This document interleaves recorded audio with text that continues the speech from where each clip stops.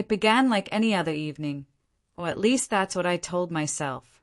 I walked through the door drained from work, picturing a quiet meal with my wife, Emily, maybe even a little laughter to ease the day.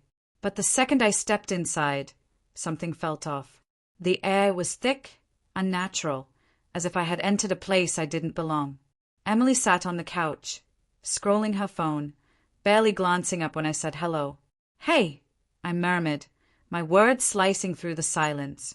She muttered something vague, her eyes glued to the screen, uninterested. I brushed it off at first. Maybe she was worn out too. Maybe life had weighed her down today. But the hours dragged, and nothing changed.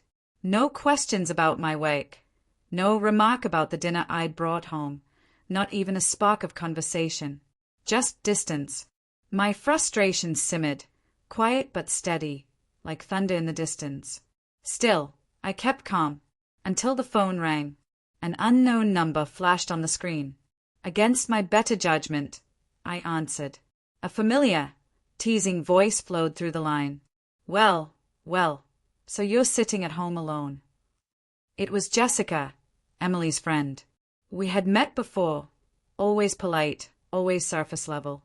But this tone carried something else. Amusement, and something darker. "Hello," I stammered, unsettled. "Oh, come on," she laughed.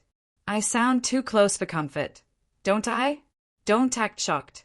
Emily's busy, or ignoring you, like usual.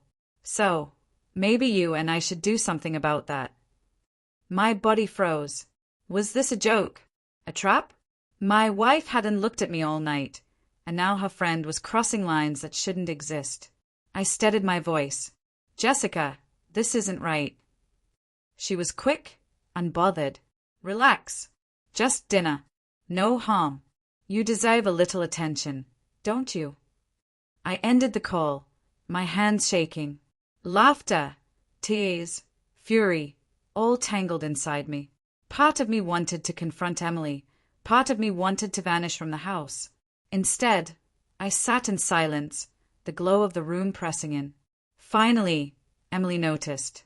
"You okay?" she asked casually, as if nothing had happened. I studied her face, disbelief flooding me. "You don't care at all, do you?" I said, voice sharp and low.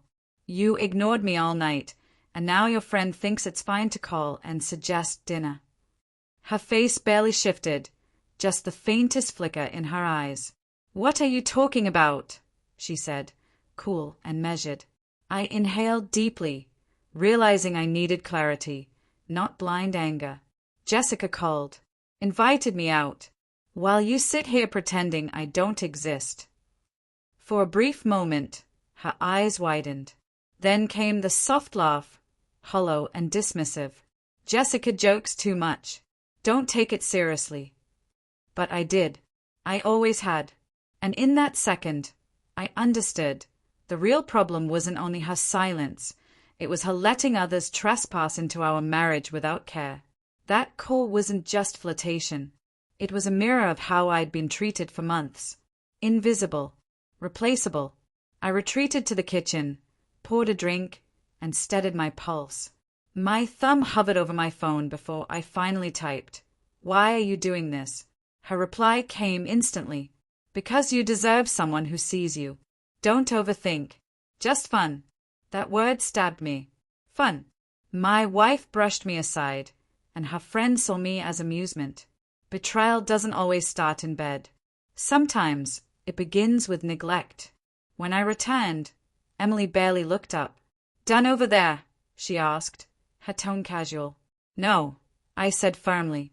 "We need to talk. Not about dinner or phone calls. About us. About how I feel invisible in my own home."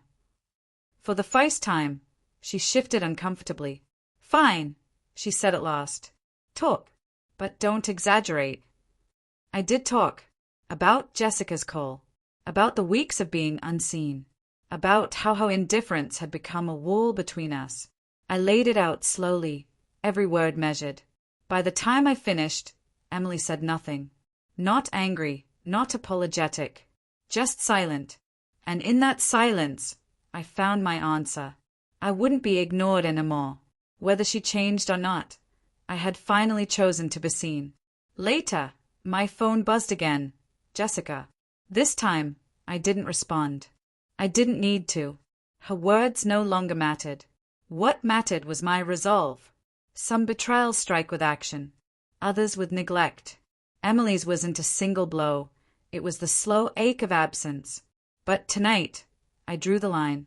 The call had been the spark, but the truth had always lived inside me.